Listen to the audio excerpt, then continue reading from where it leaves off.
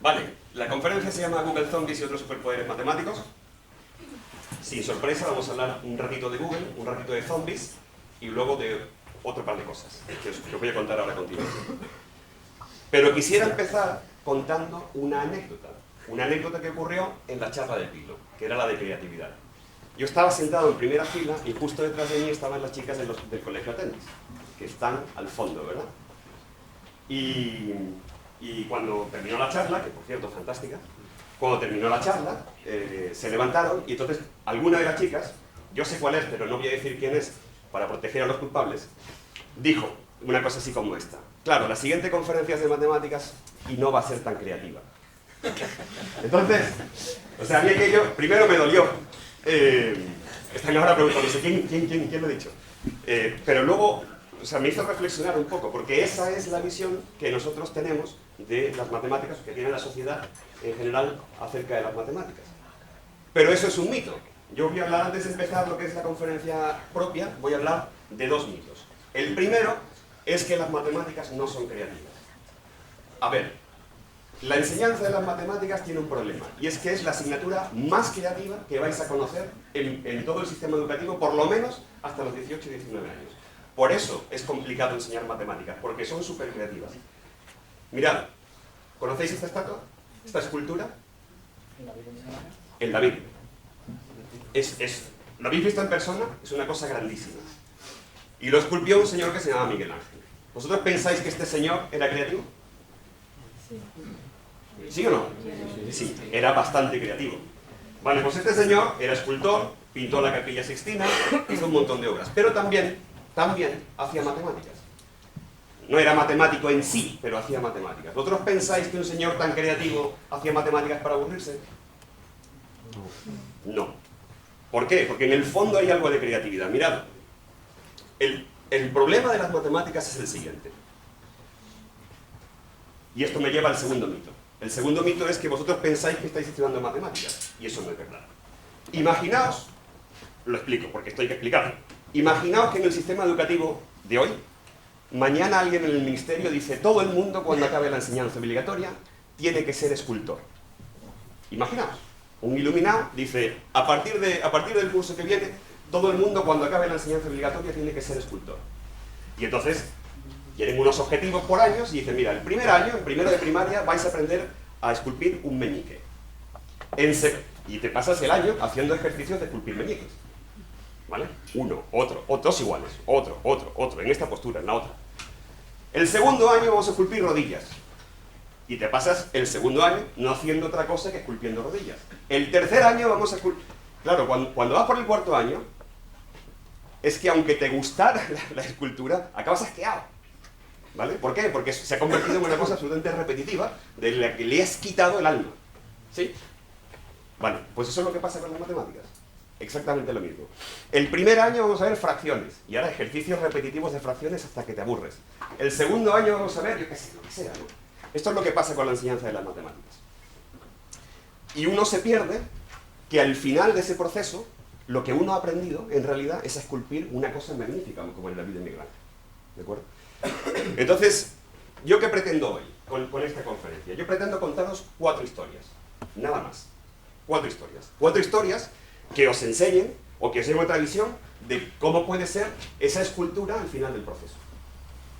¿Vale? 4 historias. 4 historias sorprendentes, porque son 4 historias, pero en realidad son 4 superpoderes. ¿Ok? ¿Por qué? Porque las matemáticas dan superpoderes. ¿Podéis levantar la mano cuántos de vosotros habéis buscado algo en Google hoy?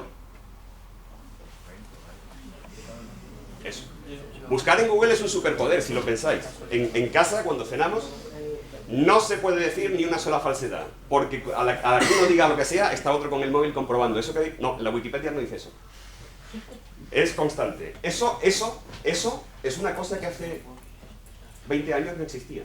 La capacidad que tenemos de obtener información del mundo mundial, eso hace 20 años no existía. Y eso existe hoy porque existen las matemáticas, si no, no existiría. Bueno, pues las matemáticas te dan superpoderes. Y yo os voy a contar pues, 4 superpoderes, ¿vale? que tienen las matemáticas del mundo de hoy.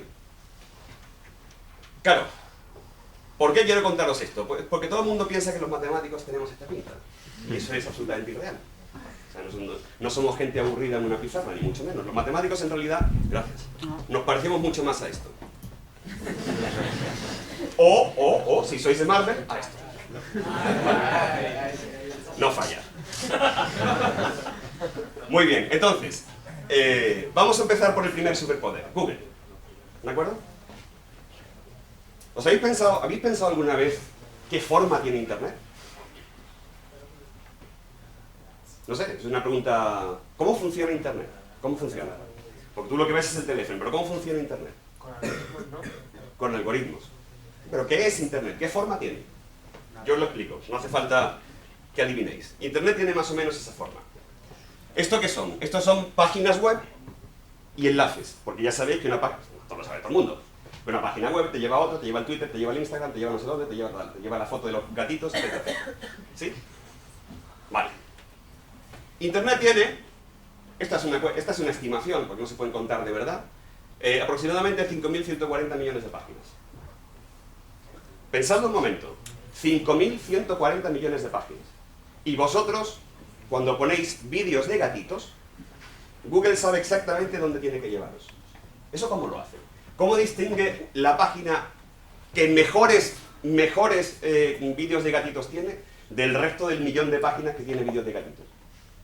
Porque ocurre una cosa, que en Google lo que no aparece en la primera página no existe. O sea, los 10 primeros enlaces son los que de verdad cuentan. Nadie que yo conozca se ha ido al enlace 35.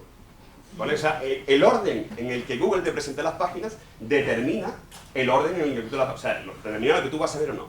Y entonces yo os pregunto, ¿cómo funciona Google? Este superpoder de buscar. ¿Cómo funciona? Bueno, pues Google funciona, o sea, porque es la combinación de dos cosas.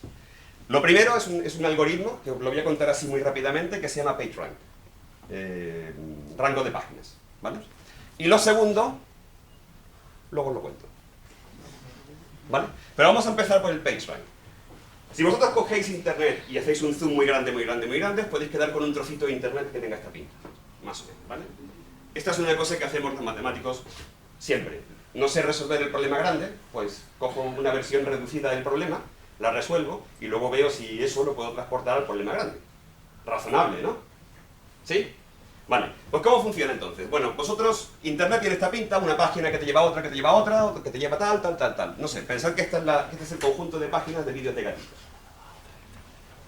Vale, pero esto todavía es muy complicado para nosotros los matemáticos. Nosotros los matemáticos en realidad nos da igual que sean páginas, nos da igual que sean personas, nos da igual que sean ciudades, nos da igual que sean... Todo eso nos da igual. En el fondo, ¿qué es lo que hay? Al fondo lo que hay es un conjunto de vértices y un conjunto de flechas. Esto es lo que se llama un grafo dirigido. ¿De acuerdo? Vértices y flechas. Esto es un dibujo, pero luego voy a enseñar cómo se escribe esto en matemáticas, porque esto se escribe de alguna forma, ¿vale? Tenéis, entonces, un grafo dirigido, en este caso, es un conjunto de vértices y un conjunto de flechas que tienen esos vértices. Aquí yo he puesto la versión sencilla, ¿vale? Aquí solo hay, de cada vértice, solo hay una flecha hacia otro vértice. Si hay alguna, ¿no? De aquí para allá no hay, pero de aquí para allá hay una. Podría haber más, porque una página puede tener varios enlaces. Pero, de momento, eso no me importa.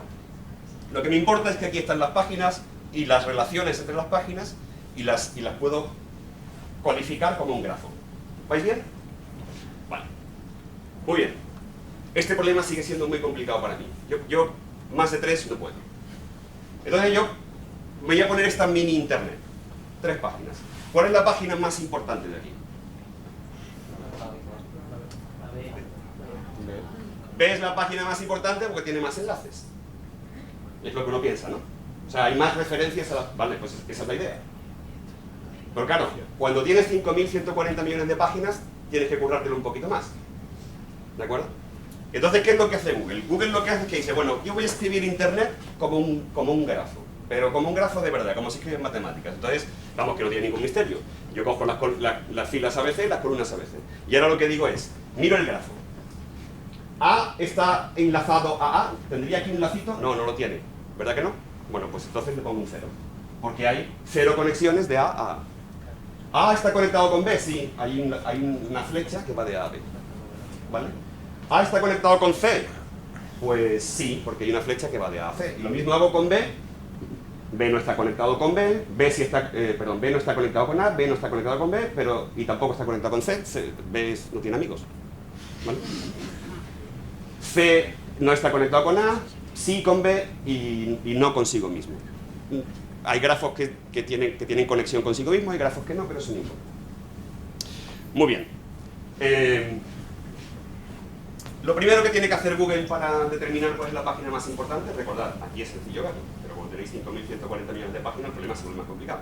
Lo primero que tiene que hacer es modificarlo, porque el que B no tenga amigos es un problema.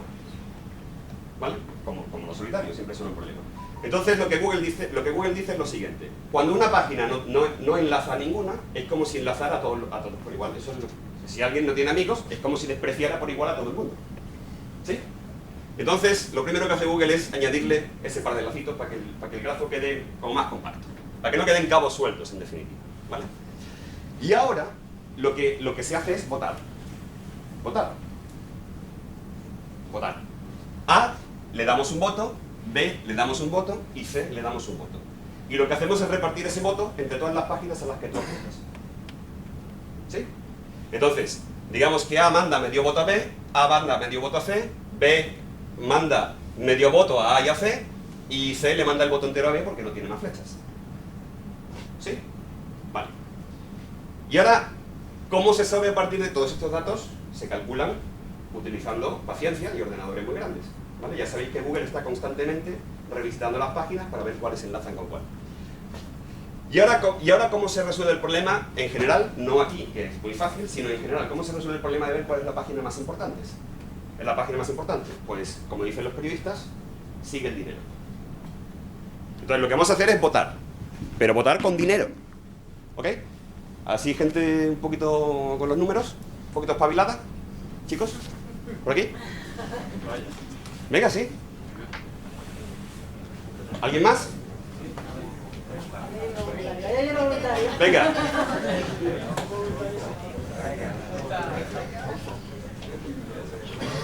¿Otro más? Venga, vente. Vale. Entonces, vente para acá. Muy bien. Entonces, tú eres A, tú eres B, tú eres C. Os he dado a cada uno 4.000 pavos de una moneda imaginaria que son Grow Labs, ¿vale?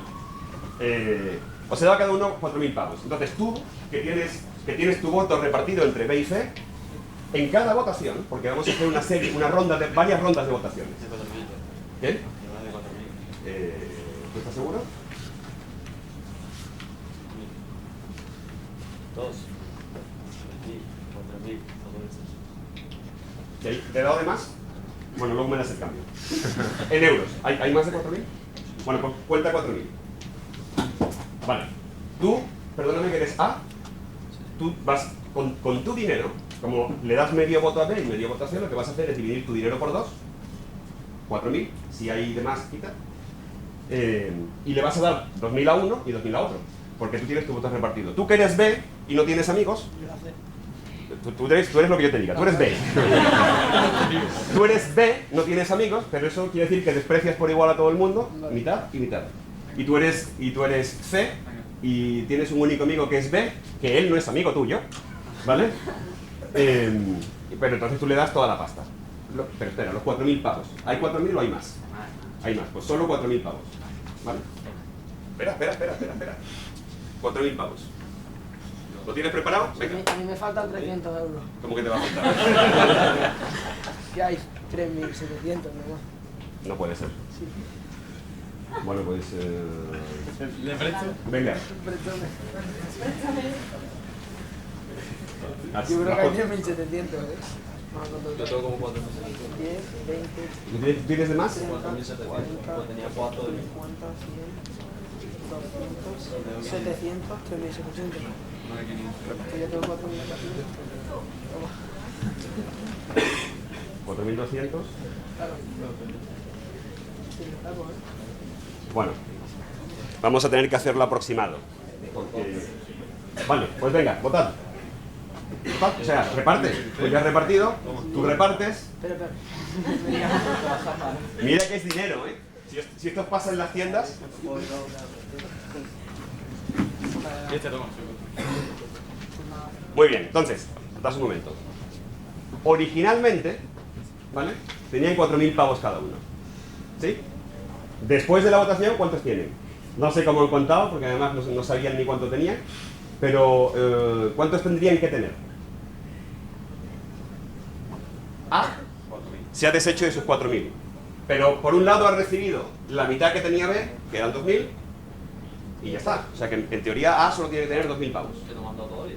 ¿Que no te han dado todavía? Pues, Yo no me ha dado tiempo. este es el que no tenía amigos, ya sabéis por qué. ¿Vale? B, que tenía 4.000 pavos, los ha repartido, pero ha recibido, por un lado ha recibido 4.000 pavos de C, y por otro lado ha recibido 2.000 pavos de A. Luego tendría que tener 6.000 pavos, ¿no? Y C, pues ha recibido, ¿qué ha recibido C? 2.000 y 2.000, 4.000.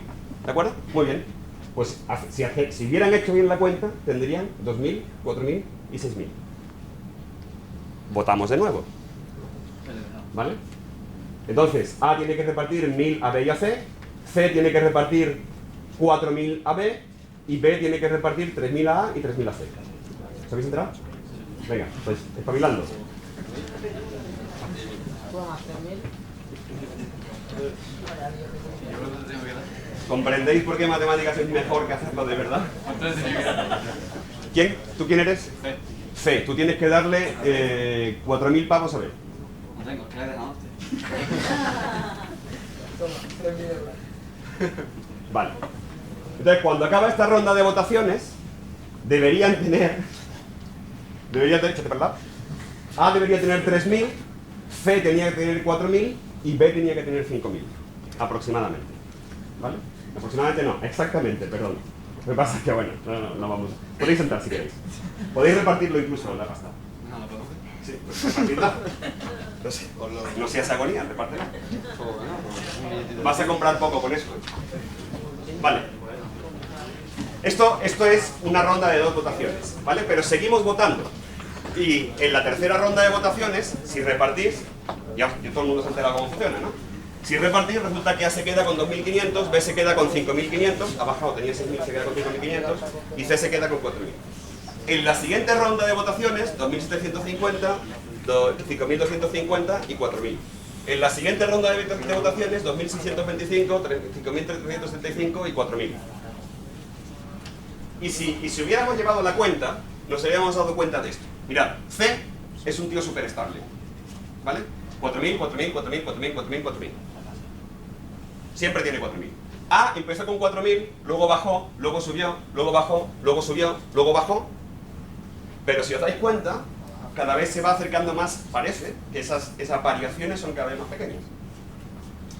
B empezó con 4.000, 6.000, 5.000, 5.500, 5.250, 5.365 y esas variaciones son cada vez más pequeñas. Entonces, si votáis 25 veces, para este grafo, pero en general, si votáis muchas veces, lo que va a ocurrir es que al final A siempre va a tener 2.666 euros con 66 céntimos, B siempre va a tener 5.336 euros con 33 céntimos y C, que solo ha tenido 4.000 todo el tiempo, va a tener 4.000. Así que yo os pregunto ahora, ¿cuál es la página más importante? Ahora está claro, ¿no? Se puede cuantificar con este sistema de votaciones. Bueno, pues eso es lo que hace Google. Lo que pasa es que Google, en vez de repartir dinero, lo que reparte es una especie de moneda imaginaria que se llama un PageRank, una puntuación de PageRank. ¿Os acordáis de la matriz? Vale. Como hemos hecho esto de ajustar el grafo y de dividir el voto, la matriz hay que modificarla, no me voy a entretener mucho, pero digamos que A envía medio voto a B y medio voto a C, B envía medio voto a A y medio voto a C, y C envía un voto entero a B. ¿De acuerdo? Hay que modificar un poco la matriz. ¿Y para qué sirve esta modificación? Bueno, pues a la matriz la vamos a llamar M. Una matriz es un rectángulo de números. Pero en matemáticas, que somos un poco bestias, podemos multiplicar rectángulos de números. No es trivial, ¿eh? No es decir, cojo el primero por el primero, el segundo, es más complicado que eso. Pero no me importa. Entonces tú coges una matriz y puedes calcularle m por m, que se llama m al cuadrado, como si fueran números, ¿vale? Ya os digo, es más complicado, pero se puede hacer. Bueno, pues la observación que hace cualquiera es que las ganancias de la primera vuelta tú las puedes mirar a partir de la matriz. ¿vale? No es muy complicado. Las ganancias de la segunda vuelta no se ven en la primera matriz, pero se ven en la matriz al cuadrado. En la tercera vuelta se ven en la matriz al cubo. En la cuarta vuelta, sorpresa, se ven en la matriz a la cuarta potencia. Y en general, en la vuelta 50.000, pues se ven a partir de la matriz 50.000.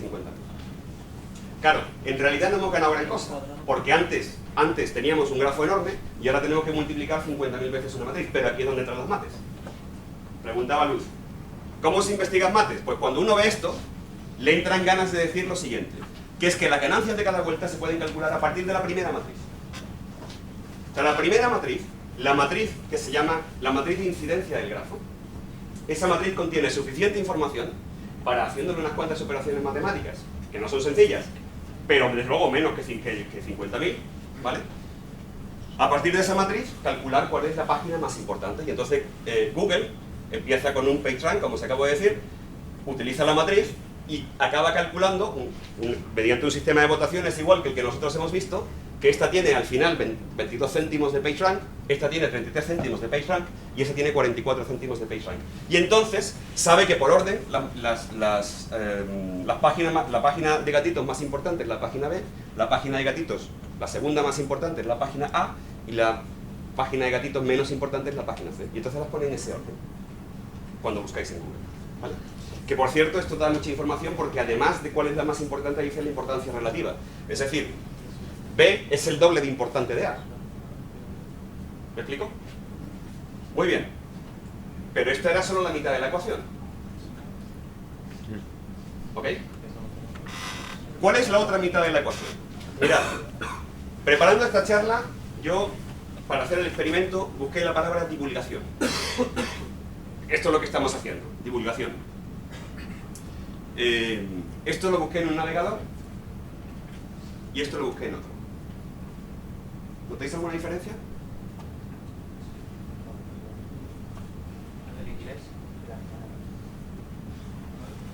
Bueno, yo hubiera pensado que este gráfico se nota aquí que es distinto, ¿no? Vale.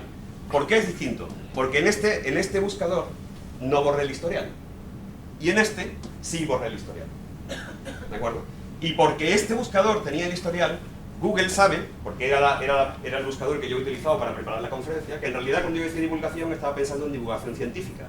Y entonces me pone las páginas más importantes al respecto. ¿Por qué? Porque Google no le muestra a todo el mundo lo mismo. No sé si alguna vez habéis hecho la experiencia. No le muestra a todo el mundo lo mismo, sino que lo ajusta usando tus datos. Y quiero hablar un momento de tus datos. ¿Por qué? Google es un superpoder. A partir de un montón de datos puedo encontrar lo que estoy buscando, el dato más importante. Puedo ordenar Internet. A partir del caos de las páginas puedo encontrar un orden. Pero ese superpoder conlleva una gran responsabilidad. ¿De acuerdo? ¿Qué responsabilidad? Bueno, pues que uno tiene que no convertirse en un supervillano. ¿De acuerdo? Bueno, el Joker no es super, pero bueno. Hablando de supervillanos, ¿sabéis quién es este? Este señor se llama, para los que no lo sepáis, se llama Marcos Zuckerberg. Es el propietario de Facebook. ¿Sabéis la opinión que este chico tenía acerca de la gente que le daba sus datos a Facebook?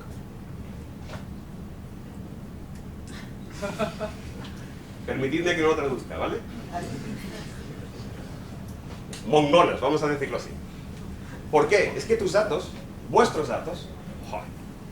Vamos a hablar de Palantir. Palantir.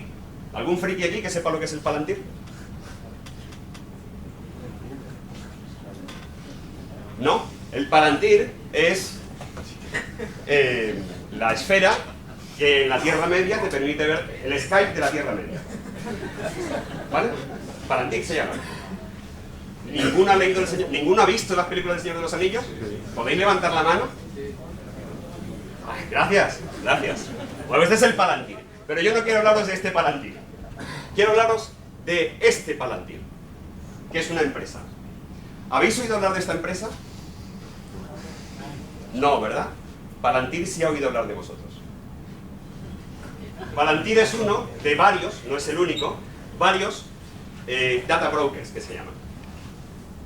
Google es uno, Facebook, Twitter, Instagram, etc. Son gente que gestiona datos, ¿vale? Y este superpoder se puede usar para el mal. Por ejemplo, un data broker, ¿qué sabe de ti un data broker? Bueno, tu nombre, eso es fácil, ¿vale? Tus apellidos, la fecha de nacimiento, tu denominación religiosa. Aquí en España son casi todos católicos o nada, pero en otros países puede tener su importancia muy seria. Tus hábitos, si vas, si no vas, si te pasa el rocío, si no vas al rocío, en fin, ese tipo de cosas. Tus hábitos vacacionales, si eres de campo o de playa, si te gusta cambiar de país, si vas siempre a la misma casa, si haces deporte, el valor de tu patrimonio, es decir, cuánto vale tu casa, cuánto vale tu coche, más o menos cuánto tienes invertido en el banco. Todo esto lo saben, ¿eh? De vosotros y de mí. Vuestros hábitos de consumo. ¿Qué marca de lejía compráis? Lo saben. El uso de tarjetas de crédito y débito. Si tú debes dinero, Palantir lo sabe. Vamos, los data brokers lo saben. ¿Vale? Tu altura aproximada, porque sabe qué número de pie compras. Tu opinión política. Aquí, bueno, tampoco igual. Pero hay países en los que tu opinión política tiene importancia. Por ejemplo, China. Posibles discapacidades que tengas. Consumo habitual de medicinas. Si tienes hijos. Si has tenido un aborto. Si tus padres están divorciados. Tu orientación sexual. ¿Qué coche conduces? ¿Cómo se llaman tus hermanos? ¿Qué número de móvil tienes? ¿Dónde vives? ¿Dónde estudias? ¿Dónde trabajas? Tu personalidad, tu nivel de renta, con qué amigos quedas, con quién chateas. Todo eso lo saben de vosotros. Y me diréis, ¿de dónde sacan esos datos? Bueno, pues es muy sencillo. En primer lugar, lo compran entidades, vamos a llamarlas serias. ¿Vale? Como un banco. Cuando uno firma un contrato del tipo que sea, al final abajo hay un trocito con letra súper pequeña que casi no se ve, que dice, usted, mediante la firma de este contrato, acepta que sus datos se puedan gestionar por terceras personas. Cuando dicen eso, lo que están diciendo es, tus datos los vamos a vender. ¿Vale? Pues es información que se obtiene de gente respetable, por decirlo de alguna manera. Información pública. Es decir, yo qué sé, información, yo qué sé, de criminales peligrosos, o hay bases de datos, ¿no? Información pública. De las redes sociales. Yo me río cuando me dicen, no, si yo en Instagram nada más que publico cosas que no me importa que se sepan. Una porra frita. Porque no es lo que tú has publicado, es que eso se suma a todos los demás datos, ¿vale? Las aplicaciones. Esas aplicaciones gratis, esos juegos gratis que os bajáis, están chupando datos de vuestro teléfono, ¿vale? Esos juegos con publicidad, ¿sí? Pues están chupando datos. La localización. La mayoría de nosotros, porque es súper cómodo decir, oye, ¿dónde está el edificio de ISS? Dame la ruta más rápida para llegar, tenemos la localización privada. Pero es que la localización es un dato que se vende. Y si no, la próxima vez que le deis a he leído y acepto las condiciones de uso, leedlas bien, os vais a divertir. Así tenéis un par de horas, porque se tarda un rato. De tu televisión. Si tenéis una Smart TV, la Smart TV es barata, porque la compañía te la vende a precio de cubrir coste. Y donde gana dinero es vendiendo tus datos. ¿Qué ves? ¿A qué hora? ¿Qué canal? ¿Cuántas veces cambias? ¿Qué hábitos tiene cuando salen los anuncios? ¿Qué anuncios aguantas y qué anuncios no aguantas? ¿Vale? De tu lista de contactos. Hay una red social que vosotros no conocéis todavía, pero que espero que en unos años sí conozcáis, que se llama LinkedIn. Es una red de contactos profesionales. Lo primero que hace LinkedIn es preguntarte tu red de contactos. ¿Por qué? ¿Porque le caes bien? No. No, porque quiere establecer quién conoce a quién. ¿Vale? Y eso le da bastante información. Bueno. Y una serie de algoritmos simples. Simples como el que os acabo de enseñar. El que os acabo de enseñar es una ronda de votaciones. No es tan simple, pero simple.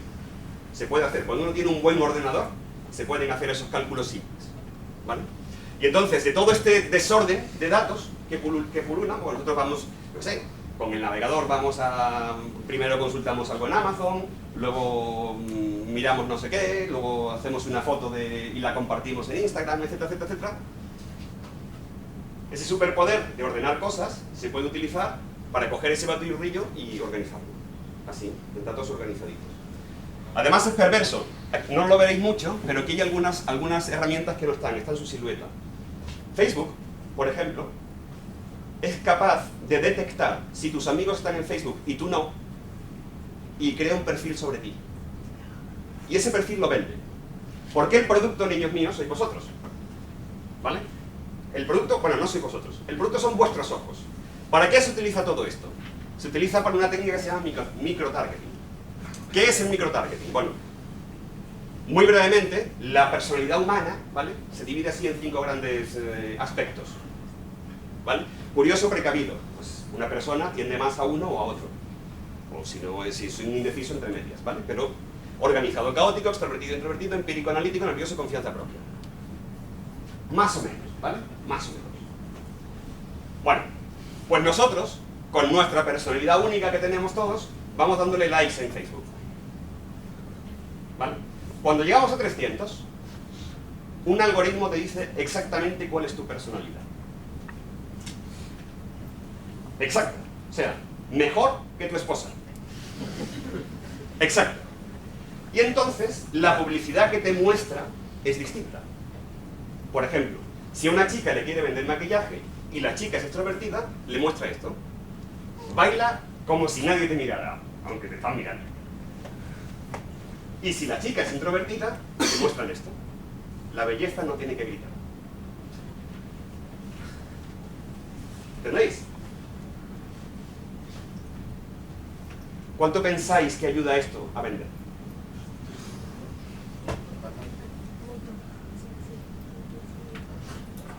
Un 40% más. Si la publicidad está dirigida a tu personalidad, tenéis, o sea, se estudia y es posible aumentar la compra en un 40%. Por eso, vuestros datos valen dinero. Y nosotros los vamos regalando, ¿vale? En Europa todavía tenemos un poquito de control, pero en Estados Unidos y en otros países cero. No es que se hayan enfadado, es que tenían que irse, ¿eh? ¿Vale? Esa es la primera historia, el primer superpoder. Pero os voy a contar otro. ¿Vale? Bueno, hasta aquí, ¿bien? ¿Vais siguiendo bien? ¿Las mates? Os doy un momento con el cálculo del dinero que ha costado, pero bien, ¿no? Vale. Vamos a ver, porque yo una cosa sí que tenía clara, y es que yo no quiero engañaros, yo no quiero enseñaros matemáticas de mentirijilla.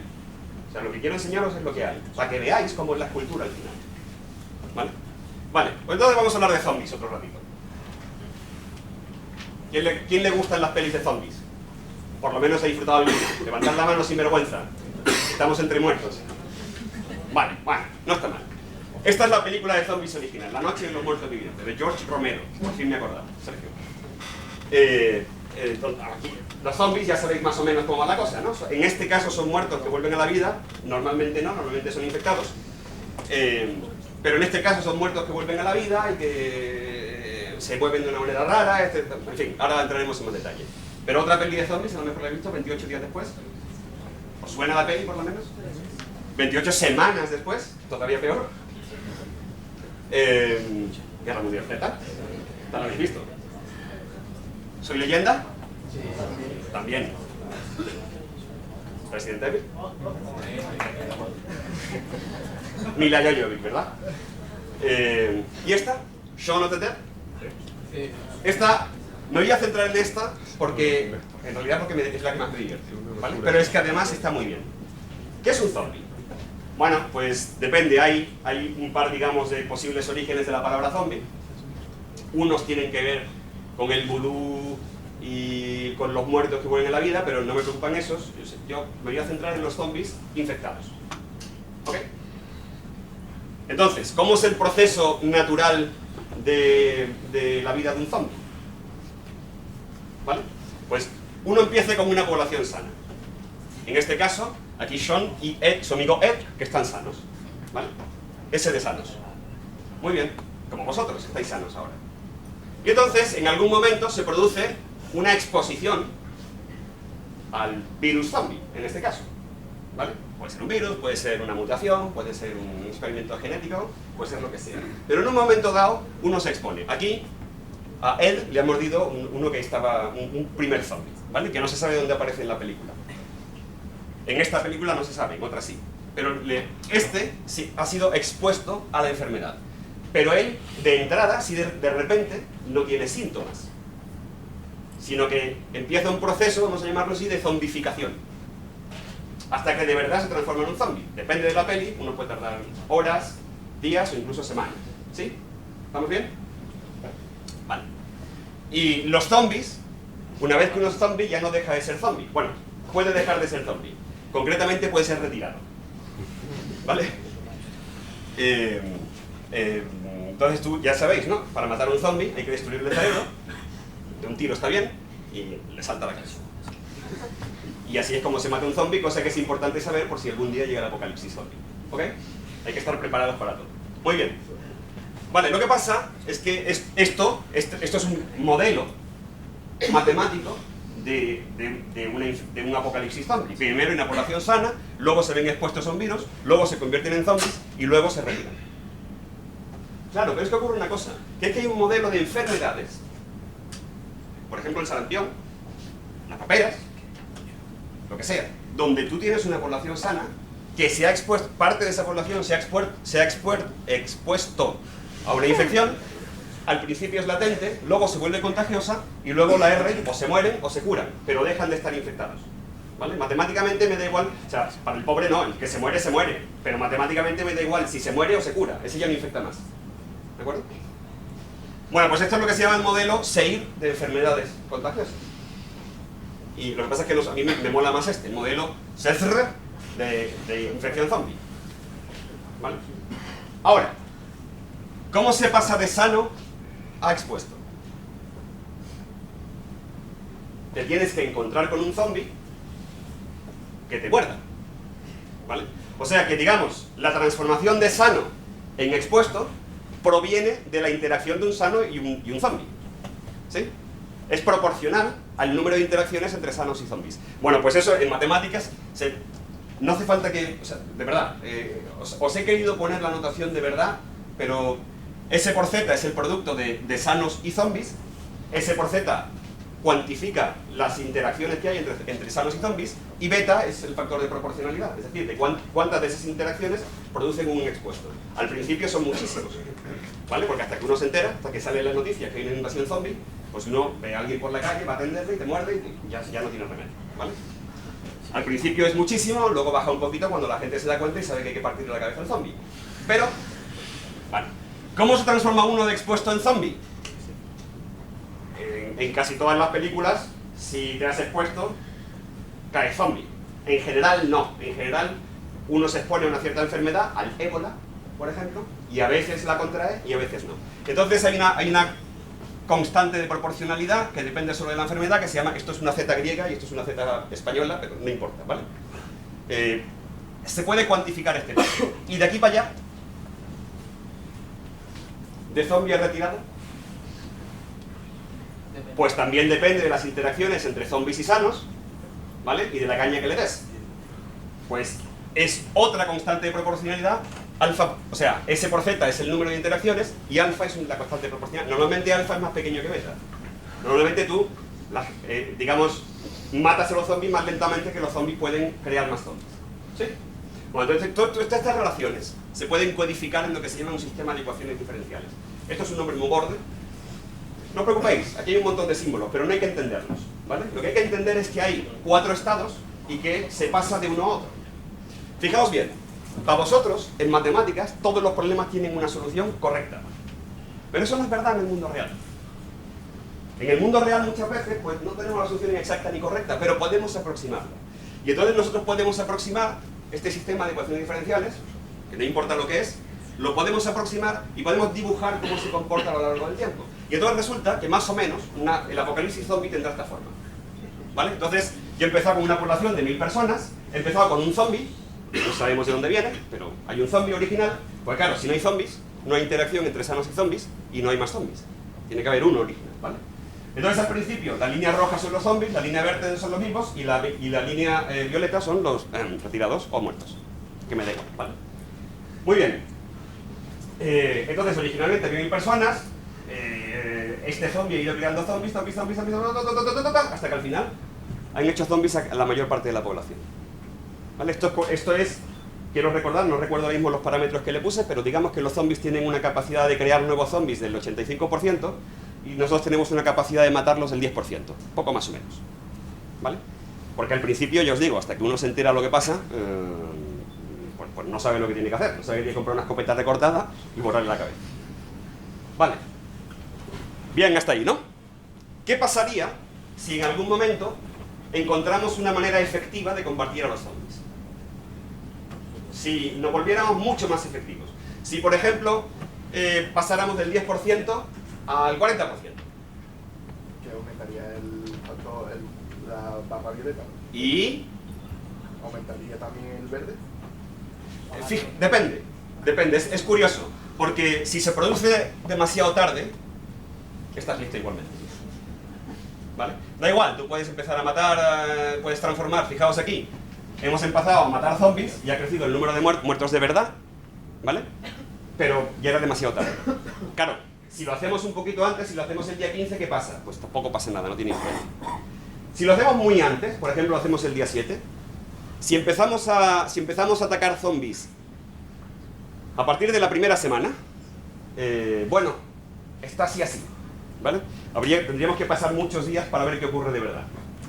Yo lo he mirado y también cascamos, nos comemos, ¿vale? Entonces realmente lo que tenemos que hacer es atacarlos pronto y rápido, ¿vale? Aquí tenemos un margen de 5 días para empezar a meterles caña. Y en ese momento, bueno, como veis, se estabiliza la población, los muertos pobrecitos no bajan porque los muertos están muertos, pero los zombies no les permitimos llegar al umbral crítico, donde de repente se produce, esa curva se llama una curva exponencial, que al principio crece lentamente, pero luego ¡zas! ¿Vale? Y tenemos otra alternativa para combatir los zombies, que es volvernos mucho más efectivos. Es decir, que podamos, que el factor no sea que una persona retira un zombie, sino que una persona retira 8 zombies. Es decir, que nos armamos todos con armas automáticas y los cazamos activamente. ¿Vale? Si cazamos los zombies, si cada uno caza 8 zombies, entonces se produce esta situación. ¿Vale? Tenemos 9 días antes de que llegue el apocalipsis zombie. Os cuento esto, no para que os dediquéis a comprar armas, ni mucho menos. Os cuento esto porque esto es lo que ocurre con los procesos infecciosos de enfermedades. Exactamente esto. Por ejemplo, hay una enfermedad que estaba casi desaparecida en Europa, que se llama el sarampión. ¿Habéis oído hablar de eso? Vosotros estáis todos vacunados, espero, ¿no? Vale. Bueno, pues hay una compi de la facultad de la Universidad de Sevilla que se llama Clara Grima. Ella es una divulgadora, da charlas como esta, pero muchísimo mejores. Da charlas, habla en radio, habla en televisión, etcétera, etcétera. Acaba de escribir un libro que se llama Las matemáticas vigilan tu salud, y este es el segundo superpoder. ¿Vale? ¿Por qué? Porque hablando del sarampión, ¿cómo podemos combatir nosotros ese zombie? Únicamente con vacunas. El sarampión es una de las enfermedades más contagiosas que existen. Un enfermo de sarampión puede contagiar a 18 personas a su alrededor, de su entorno. Eso te da un beta enorme, eso te da una transformación de personas en zombies, en infectados de sarampión, enormes. ¿De acuerdo? Y entonces, el arma que tenemos nosotros para matar ese zombie es la vacunación. Lo que pasa es que la vacunación, también hay matemáticas que la estudian y te dicen cuánta población tiene que estar vacunada para que la vacuna sea efectiva. En el caso del sarampión, tiene que estar vacunado el 95% de la población para que sea efectiva. Es decir, si en esta habitación que hay, pongamos 100 personas en números redondos, hay más de 5 no vacunados, la vacuna se vuelve inútil. ¿De acuerdo? Pero ahora, hoy en día, está el movimiento este de los modernitos antivacunas. La sociedad solo puede tolerar un 5% de mongolos. Perdón, la sociedad solo puede tolerar un 5% de antivacunas. Eso lo digo yo, no es cuestión de opinión. ¿Vale? Eso dicen las madres. Entonces, esto que hemos empezado así de zombies y de coña, en realidad es un asunto serio. ¿Vale? Si solo os lleváis una cosa de esta charla, de este rato, que sea esta. Hay que vacunarse. Como dice Clara Grima, que te vacunes, coño. ¿Vale? Hay que vacunarse, es importantísimo, porque en el momento en que descendamos de aquí, de hecho ya con el tema de los métodos antivacunas y tal, pues ya empieza a haber más casos. El año pasado 20.000 o 30.000, no sé, y sarampión, una enfermedad totalmente desconocida. Segundo superpoder, las matemáticas, como dice Clara Grima, y usando esas. ¿Vale? Otra historia, otro cuarto hilo, para que veáis que las matemáticas, no me digáis que esto, en fin, para que veáis que las matemáticas son creativas. Vamos a hablar del Brexit. ¿Sabéis lo que es el Brexit? ¿Y qué tienen que ver las matemáticas y el Brexit? Me preguntaréis, ¿no? ¿Sí? Vale. Pues yo os lo explico. Mirad, un poquito más atrás. En economía, típicamente, cuando la gente no sabía muchas cosas de matemáticas, pues típicamente se enunciaban las cosas en uno de estos dos modelos. O el modelo de competencia perfecta, donde las empresas viven en un mundo ideal lleno de ponis y de, ¿cómo se llama?, unicornios y tal, y tienen una competencia perfecta, o el modelo del monopolio. Pero la realidad es cochina y no es así. Por ejemplo, esa es la realidad, esa es parte de la realidad de la telefonía móvil en España. Yo me juego a que la mayoría de vosotros estáis aquí. ¿No? ¿Me sorprendes? Sí, ¿verdad? Sería muy raro que no estuvierais aquí, pero vamos, podría ocurrir. Pero no me importa. ¿Qué es lo que pasa? Que la competencia no es perfecta en el sentido de lo que haga una empresa tiene efecto sobre las demás. Si una empresa te ofrece un paquete de 6 gigas a 1 euro, como vosotros estáis todo el día con YouTube, pues esa es la que vais. ¿Sí o no? Vamos, tiraos, ¿no? Eso. O sea, y entonces si una empresa oferta datos, pues la otra tiene que bajar su precio, porque si no os vais en masa. ¿Sí? Vale. Bueno, pues para ver cómo es la interacción entre empresas y para ver lo que pasa con el Brexit, os voy a contar la historia del dilema del prisionero. El dilema del prisionero es el siguiente. Vosotros, tú y un amigo, habéis robado, ¿vale? Pero os ha trincado la poli. Mala suerte. Entonces lo que hace la poli es que os encierra a cada uno en una celda separada, sin contacto con el otro. Y ahora os ofrece lo siguiente. Dice, mira,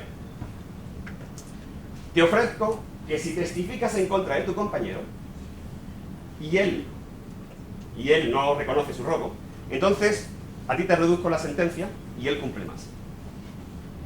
Pero si tú te callas y él te denuncia, entonces tú cumples más y él se va fresco de rositas. Tiene una sentencia reducida. ¿Qué cosas puedes hacer? Tú. ¿Qué cosas puedes hacer tú?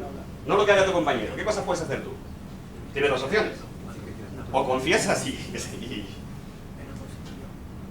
que al otro le caiga condena aumentada, o no confiesas y te arriesgas a que el otro haya confesado, depende de cómo de amigos seáis, a que el otro, entre ladrones, a que el otro haya confesado y a ti te caiga una sentencia más larga. ¿Sí? Bueno, eso es lo que se llama el dilema del prisionero. Habitualmente se representa con una matriz. Como las de antes, otra. Esta es una matriz doble, pero os explico muy rápidamente. En verde, en rojo, si ninguno de los dos confiesa, digamos que le cae 1 año a cada uno. Perdón, vamos a empezar por aquí. Si los dos confiesan, ¿vale? No hay reducción. Bueno, los dos obtienen una sentencia mediana. Menos dos, pierden 2 años. ¿De acuerdo? Si tú confiesas, pero tu compañero no confiesa, tú te vas a casa y a tu compañero le caen 3 años. ¿Sí? Y claro, si él confiesa, pero tú no, a ti te caen 3 años. Y si los dos confesáis, pues entonces a cada uno le cae una sentencia de 1 año. ¿Vale? Yo os pregunto, ¿cuál es la estrategia óptima? Que ninguno confiese. ¿Cuál? Que ninguno confiese. Que ninguno confiese. Claro, es óptima, depende. Es óptima, no, depende, porque si el otro confiesa es peor para ti. Entonces el problema precisamente es que depende de lo que haga el otro. ¿Vale? Esto es con 2. Cuando hay más gente, cuando hay 20 compañías de teléfono, la cosa se complica. ¿Vale? Pero este tipo de problemas lo estudió un señor que se llama Nash. ¿Habéis visto la peli? Cuenta la historia, sabéis que estaba un poco zumbado y tal. Pero en realidad Nash no tenía esta pinta. Russell Crowe es muy guapetón, pero Nash tenía esta pinta, ¿no? ¿Vale? Pero Nash estudió lo que se llama un equilibrio de Nash, de un problema como el problema del prisionero. ¿Qué es un equilibrio de Nash? Es un conjunto de estrategias, una por cada prisionero, ¿vale? En la que ningún jugador mejora independientemente de lo que hagan los otros. O sea, mejora mientras que los demás mantienen la suya. ¿Vale? Es decir, si tú no confiesas, ¿cuál es mi mejor estrategia? Y si tú confiesas, ¿cuál es mi mejor estrategia? Es un equilibrio de Nash, ¿de acuerdo? Bueno, pues si volvemos al problema del prisionero, ¿lo dejo que lo penséis un momentito? Es una estrategia en la que ninguno mejora. Una estrategia es 2 cosas. Este confiesa y este no confiesa, o este confiesa y este no. Tenéis que dar la opción que toma cada uno, ¿vale? En la que ningún jugador mejora sus resultados, sí modifica su estrategia, mientras que los demás se mantienen constantes. Entonces, contadme, ¿hay un equilibrio de Nash aquí?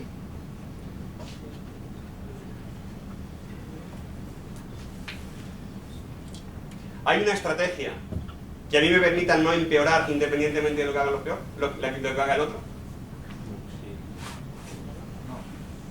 ¿No? Mirad lo que pasa cuando los dos confiesan.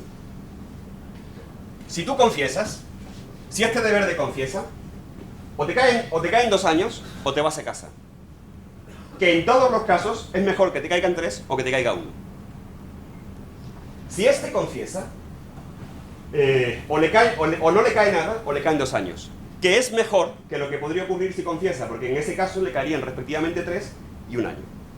O sea que la estrategia óptima, el equilibrio de Nash, se produce cuando los dos confiesan, que claramente no es la mejor estrategia. ¿Vale? O sea que la mejor estrategia individual puede no ser la mejor estrategia colectiva. O claro, ¿cuál es el factor que falla? La confianza. Si tú no sabes lo que va a hacer el otro, en el caso de los ladrones, o si tú no sabes lo que van a hacer las compañías, o si tú no sabes lo que va a hacer Inglaterra con el Brexit, la estrategia global mejor puede no ser la que estemos aplicando. Y os cuento esto porque ha salido un estudio hace un tiempo, muy brevemente, de esto serían las consecuencias del Brexit a largo plazo. ¿Vale? Si estamos en la fase de negociación todavía, hasta marzo, como sabéis. Estáis al día de esto, ¿no? Vosotros supongo que veis noticias y tal. Yo no. Supongamos que la Unión Europea adopta una estrategia dura, una estrategia de te vas a cagar. ¿Vale? Bueno, en ese caso, las consecuencias para la Unión Europea serían o negativas, aquí no hace falta cuantificarlo, solo hace falta más o menos ver cómo serían, o negativas o neutras, o bien neutras dependiendo si la posición de Inglaterra es una posición dura, lo cual tendría consecuencias negativas para Inglaterra, o una posición flexible, lo cual podría estar entre negativo y 0, entre negativo y nada. ¿Vale? Eso si la Unión Europea adopta una posición dura.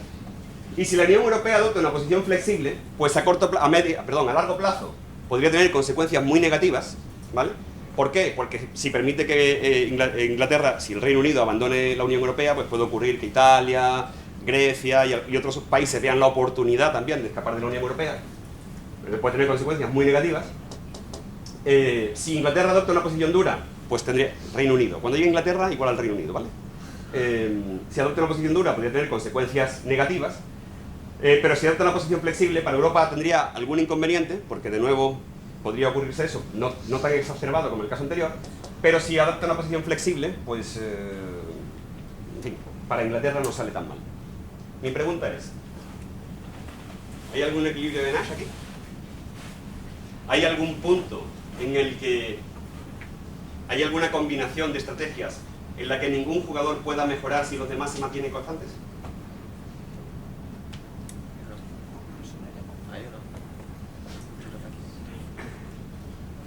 Interesante, ¿eh? Bueno, pues la hay, ¿vale? No voy a entretener mucho, pero aquí. O sea, si la Unión Europea adopta una estrategia de negociación dura, ¿vale? Las consecuencias son o entre negativas y neutras, o neutras, que son mejores que muy negativas y negativas. Por su lado, si Gran Bretaña adoptara una posición flexible, las consecuencias serían o entre negativa y neutra, o neutra, que ciertamente es mejor que negativa y negativa. Luego este es el equilibrio de Nash. Mi pregunta es si esta es la mejor opción. Eso no está claro. Pero estas son las consecuencias a largo plazo. A corto y medio plazo, la tabla es distinta. A corto y medio plazo, si la Unión Europea adopta una posición dura, las consecuencias pueden ser negativas o muy negativas, o neutras, dependiendo de si Inglaterra, el Reino Unido, acepta una posición dura o una posición flexible. Y si la Unión Europea es flexible, las consecuencias pueden ser negativas o entre negativas y neutras. Y para el Reino Unido, una posición dura a corto plazo tiene consecuencias muy negativas, una posición flexible a corto plazo puede ser positivo. Si adopta una posición flexible a corto plazo, pues está entre negativo y neutro, y una posición flexible y la Unión Europea flexible, pues tiene consecuencias básicamente 0, porque se quedan con la solución esta intermedia que se llama Noruega más, ¿no? Porque se llama, pero en fin, da igual. Digamos que está bien como ahora, pero fuera.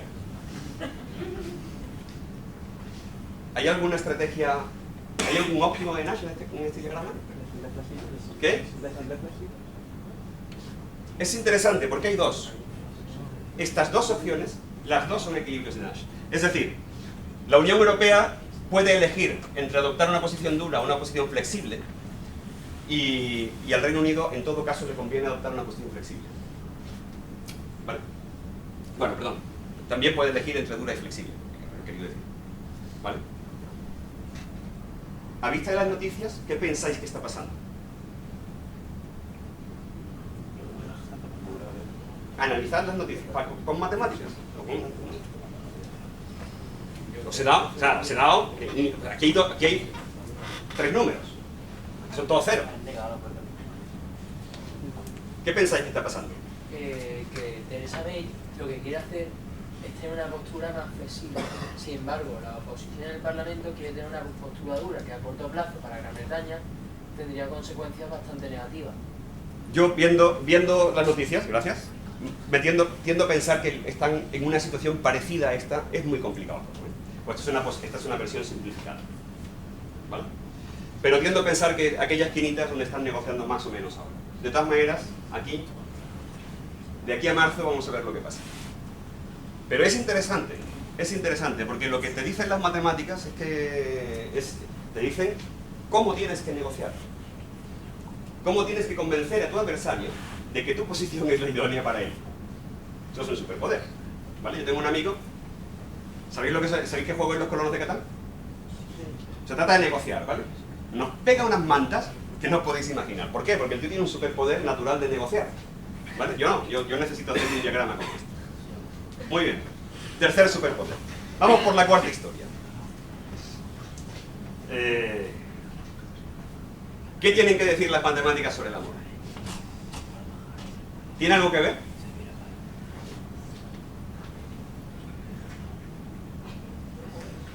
¿No tenéis opinión? Sí, Os estoy aburriendo. ¿Sí tienen que ver? ¿Qué tienen que ver? porque si tú lo vas a poner, tiene que ver. Ajá. Bien deducido. Bueno, vamos a ver. La pregunta que yo quiero contestar, para terminar la charla, para que veáis, es la cuarta historia, ¿no? El cuarto superpoder, es la siguiente. ¿Cómo encontrar al elegido? O a la elegida.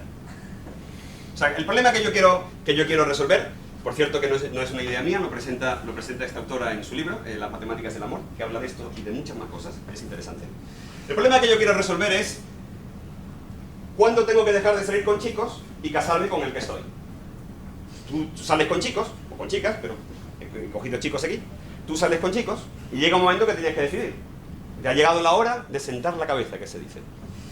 ¿Vale? Bueno, ¿en qué momento tienes que hacerlo para que te lleves al guay, al elegido, al mejor? Bueno, esto se llama el problema de la parada óptima. ¿Vale? Pasa que tenemos que ponerle como toda una serie de reglas. La primera regla es que cuando paras. Es decir, una vez que tú paras y le propones matrimonio a un chico, o el chico te propone matrimonio a ti, tú no puedes volver atrás y a uno anterior decirle, oye, ¿te casas tú conmigo? ¿Vale? Y una vez que paras. No puedes seguir buscando a ver si encuentras un reemplazo en la segunda vuelta. ¿Vale? Cuando paras. La segunda condición es esta, que no puedes volver atrás. ¿Vale? Normalmente, cuando a un chico le das la puerta y luego le dices que se case contigo, suele tener algún tipo de resquemor. ¿Vale? O alguna chica, lo mismo da. ¿Vale? Y la tercera regla es que hay que citar, que tiene que ser de uno en uno. Si no es de uno en uno, el problema, en fin, no es muy distinto, pero por simplificar, vamos a suponer que la vida es muy complicada, ¿vale? De uno en uno. Muy bien, una regla más, y es que hay una medida objetiva. O sea, uno no puede decir, fulanito, una chica no puede decir, fulanito me cae estupendísimamente y me río mucho con él, pero es bajito. Mientras que el otro no es tan gracioso, pero es alto y me gusta más. O sea, eso hay que resolverlo, ¿vale? Tú tienes que ver qué te interesa más y tienes que darle una puntuación única a cada uno. ¿Está claro? O al revés, si es un chico, con fulanita me llevo estupendamente, pero no le gustan los videojuegos, ¿vale? Mientras que esta otra, pues a lo mejor no es tan guay, pero puedo jugar con ella. Yo qué sé, Fortnite.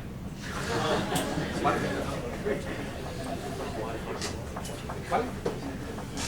sea, tiene que haber una medida objetiva. Muy bien. Bueno, pues este problema, así enunciado, tiene solución. ¿Vale? Y la solución es esta. Vaya. No os preocupéis, yo os explico qué quiere decir. Tú tienes que pensar, primero tienes que pensar con cuántas personas vas a salir en tu vida, más o menos. Vamos a suponer que con 20. ¿Vale? Y te los imaginas a todos puestos en fila, uno detrás de otro. Entonces tú sales con el primero, no te convence, lo tachas, pasa un tiempo, sales con el segundo, un tiempo que puede ser largo o corto, no digo nada, ¿vale? No te gusta, fuera, pasas con el gordito trasero, pasa un tiempo, pruebas, ves que no te gusta, tachas, sales con el siguiente, no te gusta, sales con el siguiente, no te gusta, pruebas con el patinador, oye, y este está bien. Pues claro, si tú no sabes matemáticas, puede ocurrir que el elegido esté aquí. Solo estaba a 5 chicos más. Joder, hubiera merecido la pena continuar. Esto se llama el problema de la parada óptima. ¿En qué momento tengo que parar para obtener el mayor beneficio posible? ¿Está claro, no? Claro. Todos tenemos un problema, yo no sé vosotros, yo tendría un problema con esta estrategia, y es que yo no así de pronto, ni sé con cuánta gente voy a salir en mi vida, menos de lo que yo quisiera, hubiera querido, está mi esposa delante, ¿vale? Ni las tengo en fila, uno detrás de otro para probar, ¿sí? Porque entre otras cosas pueden ocurrir muchas cosas, yo qué sé, que pues, acabas tus estudios y tienes un trabajo estupendo, y eso no, pero te hace más atractivo, quizá, no lo sé, ¿vale? Entonces hay un problema, y es que normalmente uno no tiene, no puede prever el futuro. Y no sabe, toda esta gente, porque tú no puedes puntuar a este si no lo conoces. ¿Vale? Pero una vez que lo puntúas ya ha pasado. Entonces, o te quedas con él, o lo tienes que eliminar, porque una vez que lo pasas no puedes volver atrás. ¿Veis el problema? Vale. Entonces, ¿qué dicen las matemáticas? Bueno, pues las matemáticas dicen que no importa. O sea, que tú lo que tienes que hacer es rechazar el 37% inicial. Digamos que estás haciendo una prospección de mercado. Estás viendo cómo se mueve el tema. ¿Vale? Y una vez que rechazas el 37%, si vais a salir solo con 10 personas en vuestra vida, pues los 4 primeros fuera. ¿Vale? Y luego, de lo que venga, el primero que sea mejor que todo lo anterior. ¿Vale? O sea, si este es mejor que todos los anteriores, con este te quedas. ¿Está claro? Yo no entendí. ¿Qué? Yo no lo entendí. Tú vas a salir en tu vida con 20 chicas. Bueno, reduce. Tú vas a salir en tu vida con 8 chicas. ¿Vale? Las 4 primeras son para ver cómo está la cosa. ¿Vale? Las tienes que rechazar.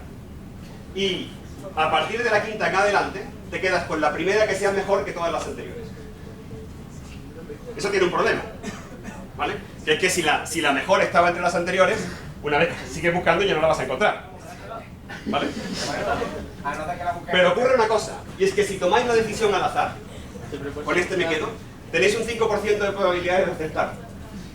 Mientras que con esta estrategia tenéis un 37% de probabilidades de acertar, que es un entre 3. Dime. Lo que pasa es que la estrategia no sirve porque tú no sabes con cuántas personas vas a salir. Ajá, muy bien. Pero no importa, porque las matemáticas también tienen algo que decirte sobre esto. ¿De acuerdo? Espérate, esto, que pasa del 5%, si sales con 20 chicas y aleatoriamente eliges una, la probabilidad de acertar con la mejor es o con chicos, ¿vale? La probabilidad de acertar a la primera, o sea, uno aleatoriamente es el 5%, pero si sigues esta estrategia, el 38,4% con 20. Si va aumentando, si salís con 100 chicas, pues 37. Y más o menos estabiliza. Si salís con un número infinito de chicas, es uno partido por ahí.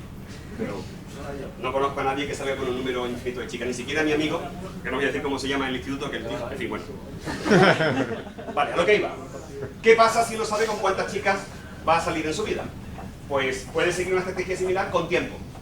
Es decir, tú empiezas a salir con chicas a los 15 años y quieres estar casado para los 40. Yo no lo dejaría más tiempo, honestamente. ¿Vale? Bueno, pues entonces, tú tienes que rechazar el primer 37%, más o menos hasta que cumples 24. Esa es tu zona de explorar el mercado. ¿Vale? Y a partir de los 24, te casas con el primero que sea mejor que todos los anteriores. Aceptar el primero mejor. Claro, la cuestión es que el problema de la parada óptima uno lo puede aplicar no solo a los chicos y a las chicas. Por ejemplo, tú tienes 3 meses para buscar piso, porque te mudas. Te vas a una ciudad nueva, tienes 3 meses para buscar piso. El 37% del tiempo, el primer mes, te dedicas a mirar. Y a partir del primer mes, coges el primer piso que sea el mejor que has visto. Tienes 3 años para encontrar el empleo de tu vida.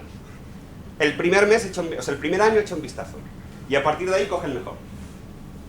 Y así. ¿Vale?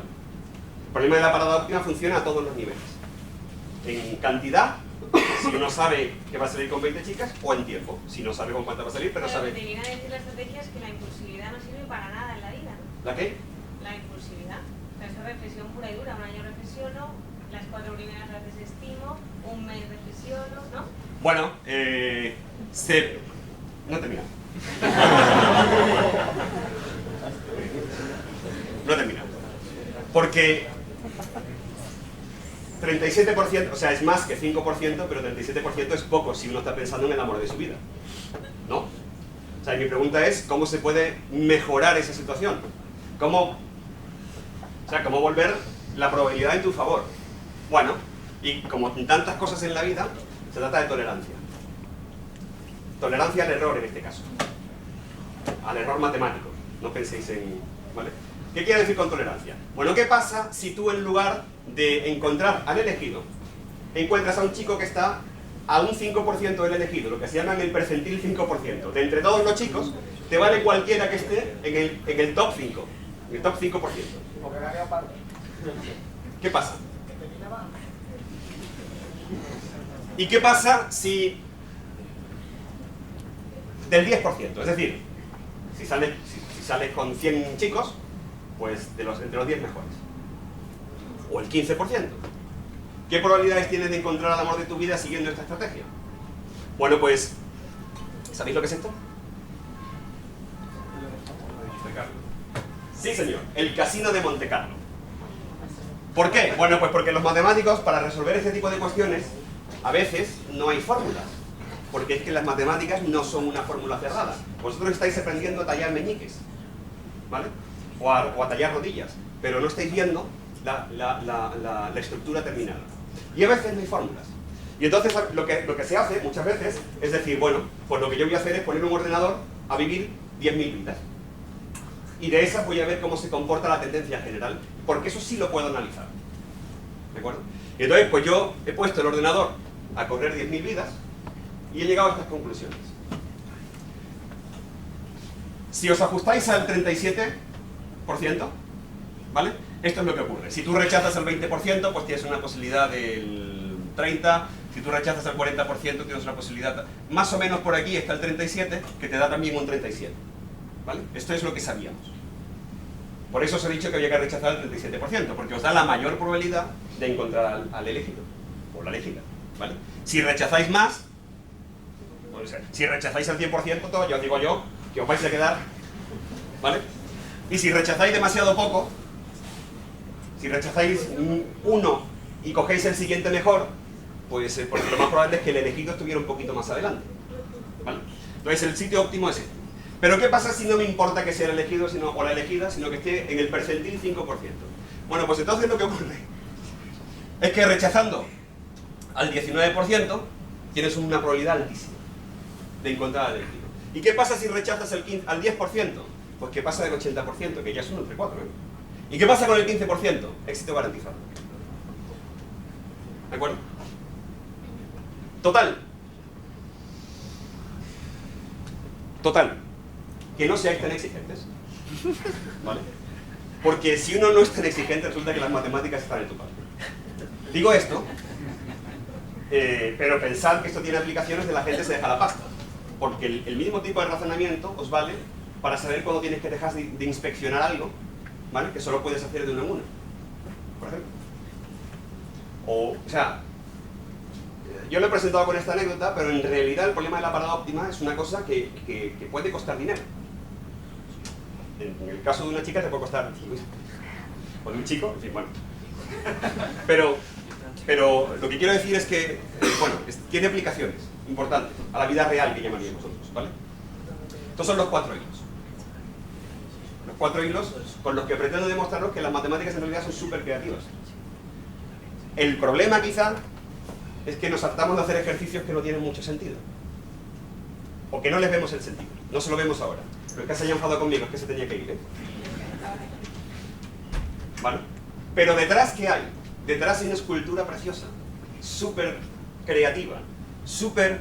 Mirad, Pilo decía en la conferencia, esto de la técnica de la EIOU, eso es lo que hacemos todos los días. Nosotros vemos los objetos matemáticos, qué relaciones hay entre ellos, cómo interaccionan, etcétera, etcétera, etcétera. Porque en el fondo, no vais a encontrar una asignatura más creativa hasta que lleguéis por lo menos a la carrera. No la vais a encontrar. Lo que pasa es que estáis esculpiendo límites. Bueno, con esto yo creo que lo vamos a dejar, ¿no? Si tenéis alguna pregunta...